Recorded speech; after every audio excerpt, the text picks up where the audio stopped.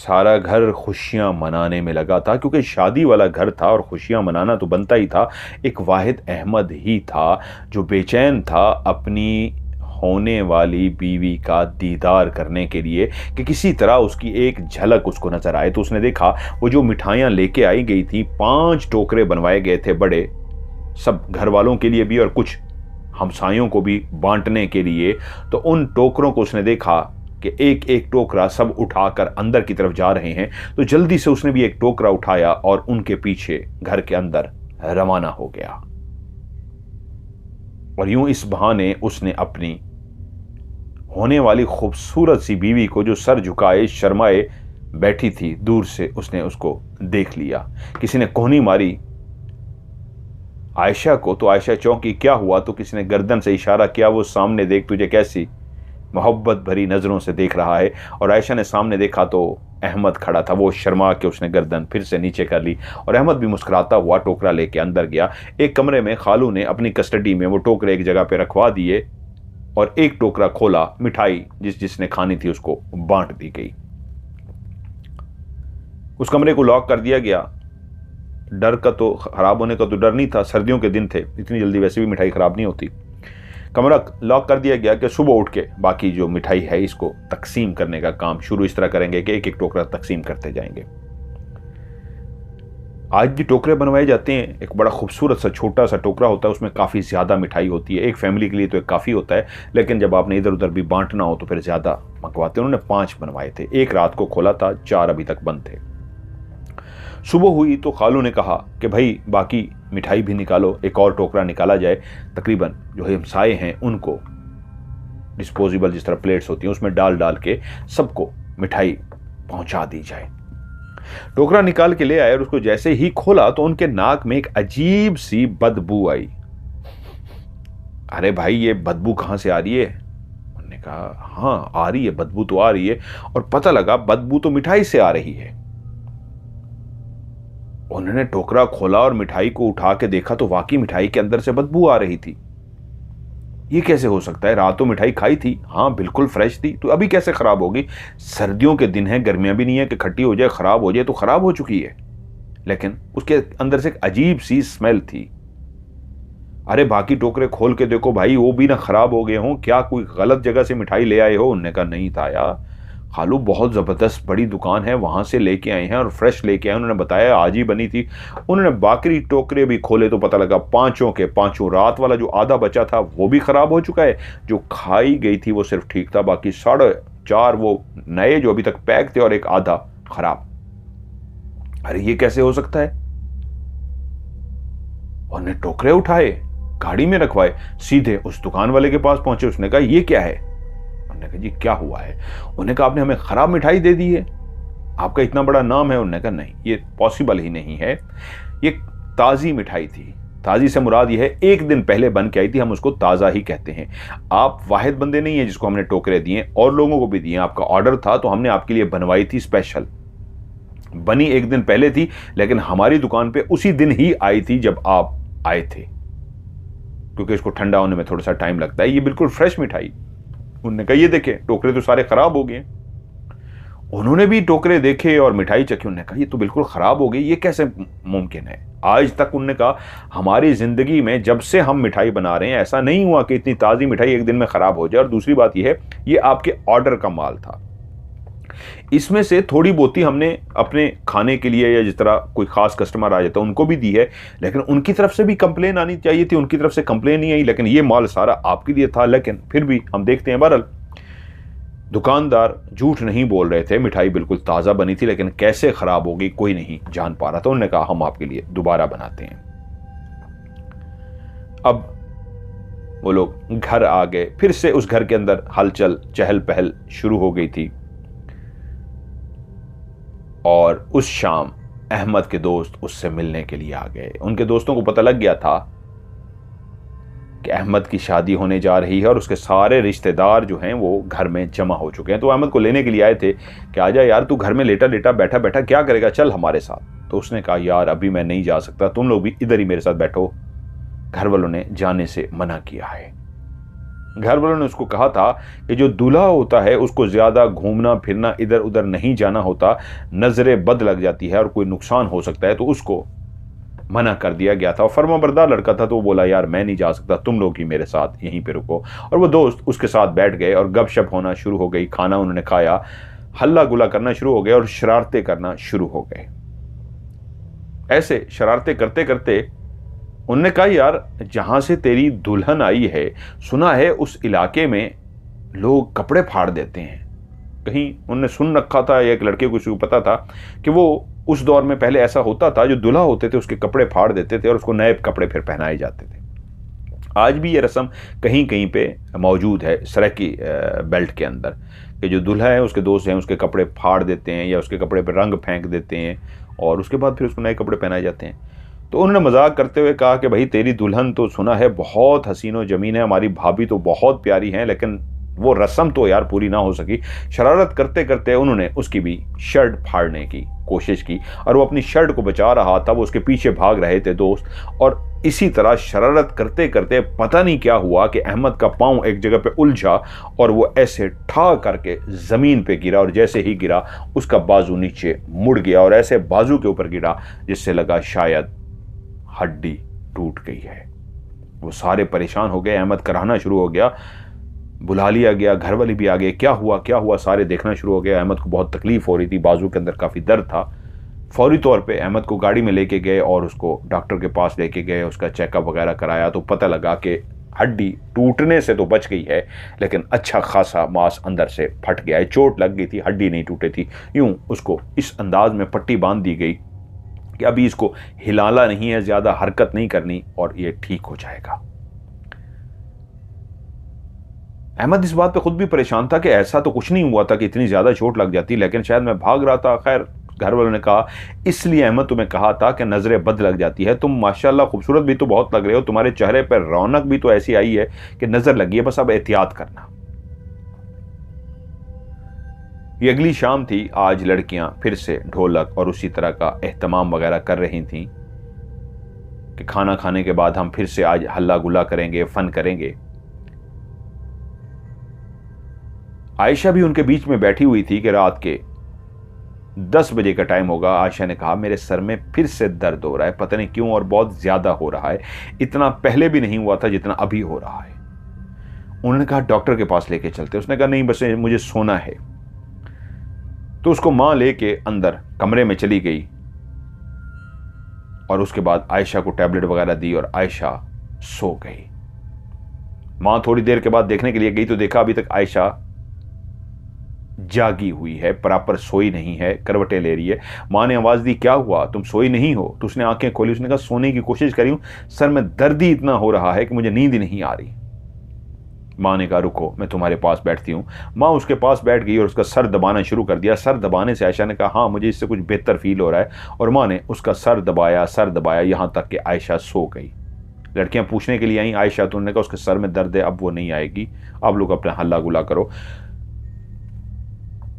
रात को आयशा 2-3 दफा जागी और कराहना शुरू हो गई। मां पास ही थी और फौरन उसका सर दबाती और आयशा सो जाती। अहमद बंधे हुए हाथ के साथ उसी जगह पे जहां पे नीचे सबके बिस्तर लगाए गए थे, अब बेड तो इतने थे नहीं, मेहमान काफ़ी ज़्यादा थे, जहां पे मर्द थे सबके नीचे बिस्तर लगा दिए गए थे, वो भी एक रज़ाई में लेटा हुआ सोच रहा था कि क्या हो गया, मेरी शादी है, अब इसको जल्दी से ठीक होना चाहिए, मुझे एहतियात बरतनी है, वरना कैसा बुरा लगेगा, दूल्हा अजीब से हाथ के साथ होगा। अहमद का जिस जगह पे बिस्तर लगा हुआ था बिल्कुल कोने पे किसी और का बिस्तर था, उसके बिल्कुल साथ ही अहमद का बिस्तर था। ये सुबह होने से शायद घंटा 1.5 घंटे पहले की बात है कि अहमद की आंख खुल गई। अहमद की किसी ने रजाई को खींचा था। अहमद की आदत थी वो हमेशा अपना मुंह बाहर निकाल के सोता था। बहुत सारे लोग इस तरह सोते हैं, मैं भी इस तरह सोता हूँ। रजाई के अंदर मैं कभी भी आज तक ज़िंदगी में, एक दफ़ा शायद दरिया के किनारे थे, वो इतना सर्दी थी कि बर्दाश्त से बाहर था, लेकिन उस वक्त भी मैं मुंह इस अंदाज में रखा था कि मेरे मुंह का सांस आती रहे, मेरा सांस बंद होता है। तो बहुत सारे लोगों ने मुंह के ऊपर रजाइयाँ ली हुई थी, लेकिन अहमद ने अपना मुंह रजाई पे छुपाया हुआ नहीं था, वो लेटा हुआ था कि उसकी रजाई को किसी ने खींचा, और जैसे रजाई को खींचा गया तो उसकी आंख खुल गई और उसने जैसे ही देखा रजाई खींचने वाली कोई और नहीं, आयशा थी। वो एकदम से परेशान हो गया और एकदम से हड़बड़ा गया कि आयशा इस वक्त क्या कर रही है। कमरे के अंदर एक बल्ब जल रहा था, फुल रोशनी नहीं थी, 0 का बल्ब था, क्योंकि बहुत ज़्यादा लोग लेटे हुए थे, आना जाना, इसलिए रोशनी जलाई गई थी। और आयशा उसकी रजाई को खींच के जल्दी से चलती हुई दरवाजे के पास चली गई। वो उठ के बैठ गई और परेशानी से इधर उधर देखा, कोई जाग तो नहीं रहा, सब सो रहे थे। तो आयशा ने दरवाजे में खड़े होकर उसको इशारा किया कि बाहर आओ। वो उठा और चलता हुआ बाहर गया। बाहर पूरी रोशनी थी। ये लड़का था, बेचैन होते हैं लड़का मिलने के लिए, देखने के लिए, लेकिन इसको डर लग रहा था कि कोई देख ना ले, क्या कहेंगे सारे, शादी तो होने वाली है, इतनी बेचैनी। लेकिन परेशान ये था आयशा क्या कहना चाहती है। आयशा सामने खड़ी थी और वो उसके सामने जाके खड़ा हुआ और बोला, हाँ आयशा क्या हुआ है, कोई जाग जाएगा, ऐसी क्या मजबूरी हो गई है जो तुम्हें इस वक्त आना पड़ा है। तो आयशा सर झुकाए खड़ी रही और उसके बाद उसने सर उठाया और बोली, अहमद मुझे तुमसे शादी नहीं करनी, प्लीज तुम इस शादी से मना कर दो, मैं तुम्हारे आगे हाथ जोड़ती हूं, तुम इस शादी से मना कर दो, ये उसने कहा और जल्दी से वहां से चली गई। अहमद एकदम से परेशान हो गया कि ये उसने क्या कहा है, ना उसको रोक सका ना बात कर सका। वो काफी देर वहीं पे गुमसुम सा खड़ा रहा। शादी होने वाली थी, आयशा जिसको हमेशा से चाहता आया था, बचपन से जिसके दिल में ख्याल डाल गया था कि यही तुम्हारी होने वाली बीवी है, और आयशा भी उसको देख के मुस्कुराती थी, और आज वो मना करके जा रही थी। ये क्या हुआ है। वो जैसे कैसे चल के अपने बिस्तर पे आया, आके बैठ गया। अब उसको नींद ही नहीं आ रही थी, उसका दिमाग घूम रहा था, वो शदीद परेशान था। जब सुबह उठी तो उसके खालू भी उठे और आहिस्ता आहिस्ता सारे उठना शुरू हो गए। तो खालू ने देखा कि अहमद इंतहाई परेशान बैठा हुआ है। जहां दीदा बंदे थे, बुजुर्ग थे, समझ सकते थे, एकदम से चलते हुए अहमद के पास है, हाल अहवाल पूछा, बाजू कैसा है। अहमद ने हल्का सा जवाब दिया, ठीक है। बातों बातों में उन्होंने कहा, क्या हुआ है अहमद, क्यों इतने परेशान हो गए हो। नहीं कुछ नहीं है। उसने कहा, नहीं मुझे बताओ, शादी सर पे है, खुदा ना खास्ता कोई ऐसी बात ना हो जाए, मुझसे तुम्हें बात को शेयर करना चाहिए। अहमद को आखिरकार वो अपने बातों से मनवाने में कामयाब हो गए और इत्मीनान में ले लिया। तब अहमद ने बताया कि रात मेरे साथ ये हुआ है और आयशा ने मुझे इनकार कर दिया है और मुझे समझ नहीं आ रही मैं क्या करूं। खालू ने कहा, नहीं आयशा ऐसी बच्ची नहीं है, लेकिन मैं इस तरह मामलात को देखता हूं कि बाहर बात भी ना जाए और तुम भी इस बात का किसी से जिक्र ना करना, मैं इस बात का देखता हूं। उसको मुतमईन करके खालू घर पहुंचे और तरीके से आयशा की वालिद को बुलाया। बुजुर्ग थे, सब उनका एहतराम करते थे, और उन्होंने बातों बातों में तरीके से उनको समझा दिया कि आप जाओ और अपनी बीवी से पता करो इस बात का। वो बेटी आयशा से पूछें ये क्या हुआ है, क्या परेशानी है, क्या मजबूरी है, क्यों है। उन्होंने जाके आयशा की मां से कहा, आयशा के बाप ने, और जैसे उन्होंने सुना उन्होंने कहा, नहीं ऐसी कोई बात नहीं है, आयशा कैसे ये कह सकती है। उन्होंने कहा आप आयशा से पूछो। उन्होंने कहा मैं कैसे आयशा से पूछूं, आयशा तो रात सारी हिली नहीं, उसके सर में इतना दर्द था, वो 2-3 दफा जागी है, मैं उसका सर दबाती थी और तब वो सोती थी, वो इतनी बुरी कैफियत में उठ के कहां जा सकती है, मैं तो मुसलसल उसके पास रही हूं। तो बाप ने कहा फिर भी एक दफा पूछ तो लो, शायद इसी सर दर्द की वजह से हो सकता है, उसको समझ ना आई हो, कोई कह आया हो। माँ ने कहा ठीक है मैं पूछती हूँ। माँ ने आयशा से पूछा और जिक्र किया तो आयशा एकदम से हैरान हुई और कहती है, नहीं माँ मैं तो यहां से हिली नहीं हूं, और अगर मैं इनकार करूंगी तो उसकी कोई वजह भी तो होनी चाहिए, मैं क्यों इनकार करूंगी। परेशान हो गए। खालू वापस गए और उससे पूछा क्या वाकई आयशा तुम्हारे पास आई थी। उसने कहा हाँ आयशा थी, मैं उसको कैसे भूल सकता हूं। उसने कहा तुम नींद पूरी कर रहे हो। उन्होंने कहा हाँ मैं नींद पूरी कर रहा हूं। खैर खालू ने कवर किया, उसको कहा नहीं ऐसी कोई बात नहीं है, आयशा के तो शदीद सर में दर्द था, वो तो ऐसा कर ही नहीं सकती क्योंकि वो वहां से आ ही नहीं सकती, उसकी मां उसके पास मुसलसल रही है। अहमद बोला मुझे आयशा से बात करनी है। खालू ने कहा ठीक है तुम नौजवान हो और तुम्हारा ये हक बनता है, मैं बंदोबस्त करता हूं। खालू गए और इस तरह का बंदोबस्त किया कि इन दोनों की आपस में बात हो सके। अहमद कमरे में था और उसकी होने वाली सास ने, जो आयशा की मां थी, अहमद को बुलाया, आ जाओ बेटा। अहमद को बुलाया आयशा सामने बिस्तर पे बैठी थी और अहमद को वो लेकर कमरे में दाखिल हुई और कहा, ये बैठिए आयशा, तुम इससे बात कर सकते हो। और वो खुद कमरे से चली गई, कहीं ये ना समझे कि मेरे प्रेशर में आके कोई ऐसी बात कर रही है, अगर इनके बीच में कुछ ऐसा है तो वो बताए। तो वो सामने खड़ा आयशा से पूछ रहा था, आयशा तुम कल रात आई हो, मुझे किसी की बात पे यकीन नहीं आया, मैं इतना डिस्टर्ब हो गया हूँ, मैंने इसलिए कहा मुझे आयशा के मुंह से सुनना है, तुम आई हो और तुमने आके मुझे इनकार किया है और मैं उस वक्त से परेशान हूँ, क्या हुआ है तुम मुझे बताओ। तो आयशा ने झुकी हुई निगाहों से कहा, नहीं मैंने तो इनकार नहीं किया, मैं तो आपके पास आई नहीं। तो अहमद बोला, मेरी तरफ देखो प्लीज, ये हमारी जिंदगी का सवाल है, तुम्हें मेरी तरफ देखना होगा।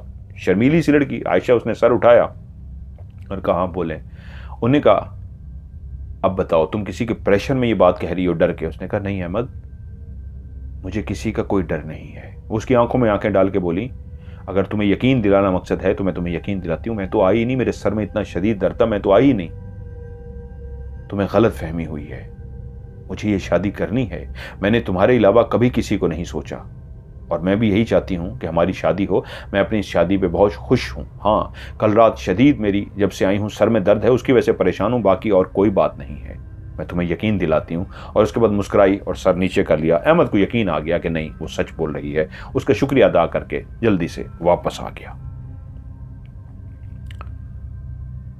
फिर एक अगली रात आ गई। आयशा आज तबीयत बेहतर थी, आज अपने आप को बेहतर महसूस कर रही थी। वो भी बैठी, काफ़ी हल्ला गुल्ला हुआ और तकरीबन दिन रात का 1:30-2 बज गए। अब सारे थक गए, आहिस्ता आहिस्ता अपने बिस्तर की तरफ जाने शुरू हो गए। आयशा के लिए जो बिस्तर बनाया गया था वो भी अपने उसी बिस्तर की तरफ पहुंची और सो गई। अभी बाकी कुछ ही टाइम था सुबह होने में कि अभी उसको लेटते ही ऐसी गहरी नींद आई, काफ़ी सर में दर्द भी रहा था, आज हल्ला गुल्ला भी बहुत किया था, कि लेटते ही सो गई। लेकिन थोड़ी ही देर गुजरी थी कि ऐसा को महसूस हुआ उसके जिस्म के ऊपर जो लिहाफ है कोई आहिस्ता आहिस्ता खींच रहा है। उसने सोते हुए आंखें खोल दी और जैसे ही आंखें खोली उसी लम्हे उसको महसूस हुआ कि लिहाफ जो रजाई थी नीचे की तरफ गई है। और फिर से एक दफा और नीचे की तरफ गई है। वो एकदम से चौंक गई कि कौन है मेरी रजाई को खींच रहा है। एकदम से वो उठी और आगे की तरफ देखा, लेकिन कोई भी नहीं था। पता नहीं किसने शरारत की थी। उसने रजाई फिर से ऊपर खींची और सो गई। कोई शरारत कर रहा था या क्या था, बहरहाल उसकी रजाई इस तरह नीचे जा रही थी। सुबह उठ के वो नॉर्मल थी, घर के अंदर फिर से चहल पहल थी, फिर से एक शादी की तैयारियां, बातें, ये वो सारा होना शुरू हो गया। और अगली रात फिर से जब वो सोने के लिए लेटी है तो फिर से उसकी आंख खुली है और कोई उसकी रजाई को खींच रहा था। आज जब दूसरी दफा हुआ तो उसने कहा, क्या मैं ख्वाब देख रही हूं, क्या मेरा वहम है, ये रजाई ये हिलती है। तो वो बाकायदा उठ के बैठी और उसने देखा कि फिर से जब वो उठ के बैठी हुई है उसकी रजाई नीचे की तरफ जा रही है। तो वो तेजी से बिस्तर से नीचे उतरी और जैसे ही वो बिस्तर से नीचे उतरी कि उसकी निगाह पड़ी, एक काला बिल्ला उसकी रजाई को मुंह में पकड़ के खींच रहा था, जैसे कोई फाड़ता है रजाई को, उसके साथ शरारत करता है, ऐसे खींच रहा था। और जैसे उसने देखा उसके मुंह से एक हल्की सी चीख निकल गई। उसके कमरे में सोई हुई उसकी मां एकदम से परेशान हो गई। और क्या हुआ? उसने कहा, वो देखे मां। और मां ने उठ के देखा, इतनी देर में वो बिल्ला भाग गया। पूछा, क्या हुआ? उन्होंने कहा, मेरी रजाई कल भी खींची गई थी, मैं वह समझी, आज फिर से खींची गई है और मेरी आंख खुली है तो ये बिल्ला एक था जो मेरी रजाई को खींच रहा था, मैं डर गई हूं। मां ने कहा, दरवाजा बंद नहीं किया था रात को? मैं तो पहले सो गई थी। उसने कहा, मैं किया था अम्मी, मुझे याद है मैंने दरवाजा बंद किया था। अम्मी ने कहा, मुझे लगता है थकावट की वजह से तुमने बंद किया, कुंडी नहीं लगाई, कल से कुंडी लगा के सोना। ठीक हो गया। अब अहमद का बाजू काफ़ी बेहतर होना शुरू हो गया था। वो एहतियात कर रहा था कि उसका बाजू जो है वो ख़राब ना हो। अब वो खुश था, उसको मुतमईन था। उसकी बीवी, होने वाली बीवी ने कह दिया था कि ऐसी कोई बात नहीं है। अब दिन करीब आते जा रहे थे, शादी की तैयारियां, मज़ीद एहतमाम, इंतज़ामात मुकम्मल होते जा रहे थे कि अगली रात फिर से उस तरह ढोलक हुई, शादी के अंदर हल्ला गुल्ला हुआ और सारे थक हार के अपने अपने कमरे में सोने के लिए चले गए। और आयशा भी अपने कमरे में सोने के लिए जब जाने लगी तो आज एक बात का आयशा को एहसास हो रहा था, उसको अपने इर्द गिर्द बू सी महसूस हो रही थी। जब वो ढोलक वाली लड़कियों के बीच में भी बैठी हुई थी तो अपने आप को ऐसे सूंघती जैसे उसको अपने वजूद से, अपने कपड़ों से बदबू सी आ रही हो। और वो थोड़ी सी घबरा रही थी कि लड़कियां ये ना कह दें इसके कपड़ों से कैसी बू आ रही है। मेरे तो कपड़े बिल्कुल साफ हैं, धुले हुए कपड़े हैं, तो ये कैसी बू है। लेकिन वो अजीब सी रही। खैर जब सारे उठ गए तो जल्दी से वो कमरे में जाके उसने फौरन अपने कपड़े सूंघे। उसको अपने कपड़े से बू आ रही थी। हैरान हुई कि ये मेरे कपड़ों से बू कहां से आ रही है। खैर उसने कपड़े चेंज किए और सोने वाले कपड़े पहने। वो अपने बिस्तर के अंदर लेट गई, रजाई उसने अपने ऊपर ले ली और वो आंखें बंद करके लेट गई। कितनी देर बाद उसकी आंख खुली, वो नींद से जागी और एक बात से चौंक पड़ी कि उसी लम्हे उसको महसूस हुआ एक जुबान उसके गाल को चाट रही है। और वो नींद की सी कैफियत में ऐसे महसूस कर रही जैसे एक जुबान है और वो मेरी गाल पे चाट रही है। उसने फौरी तौर पे आंखें खोल दी और इधर उधर देखा, कुछ भी नहीं था। ये क्या था? कोई ख्वाब था? उसने फिर से आंखें बंद कर दी, शायद कोई ख्वाब था। और वाकई आंखें बंद करने के थोड़ी ही देर के बाद उसने फिर से एक ख्वाब देखा। एक काला बिल्ला अपनी जुबान निकाले उसकी गालों को चाट रहा है। और ख्वाब के अंदर जब उसने ये मंजर देखा तो वो एकदम से डर सी गई और उसने देखा कि वो काला बिल्ला जिसकी आंखें बहुत बड़ी हैं, बहुत बड़ी बड़ी आंखें, उसका साइज बहुत बड़ा बड़ा है, वो उसकी गाल को ना सिर्फ चाट रहा है बल्कि गाल को चाटने के बाद रुक के उसको देखता है और फिर से गाल चाटता है। तो एकदम झटका मार के डर गई कि ऐसा भयानक खौफनाक मैंने ख्वाब देखा है। और जैसे ही वो ख्वाब से जागी तो उसी लम्हे उसकी निगाह अपनी साइड पे बैठे हुए बिल्ले पे पड़ी जिसकी जुबान बाहर निकली हुई थी। और तभी उसको अपनी उसी गाल पे महसूस हुआ किसी ने मेरी गाल पे जुबान से चाटा है।